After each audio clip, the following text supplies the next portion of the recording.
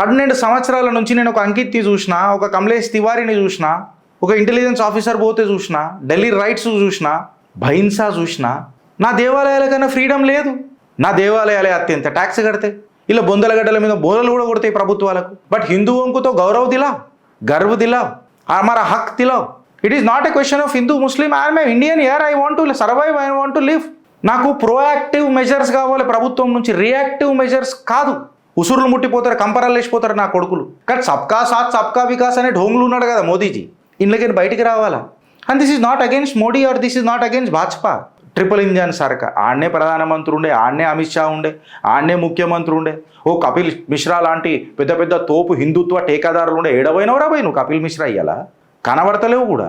Aam Aadmi party ఉంటేనైతే ఓ డంకా caller ఎగరేసి మాట్లాడుతుండే నేను హిందుత్వంలో మనుగడ. ఏడవైనవరా నువ్వు. బజరంగ్ దళ్ పోరల మీద కేసులు అయితే ఇయ్యాల. They own up, they own ధర్మ. ఒక్క బజరంగ్ దళ్ కార్యకర్త, ఒక్క విశ్వ హిందూ పరిషత్ కార్యకర్త, ఒక్క ఏబీవీపీ కార్యకర్త, ఒక్క బీజేవైఎం కార్యకర్త అధర్మంగా ఎవరి మీదనైనా దాడి చేసుడు నువ్వు చూసినావా? అధర్మంగా ఒక గోరక్షకుడే తీసుకో, నా ఆవులను పట్టుకుంటే, నా గోమాతను పట్టుకుంటే తప్ప వాడి మీద కూడా పోలీసు వాళ్ళు ఉల్టా కేసులు ప్రభుత్వాలతో ఒత్తిడి తీసుకొచ్చి. ఏడ న్యాయం జరిగింది బై హిందువుకి?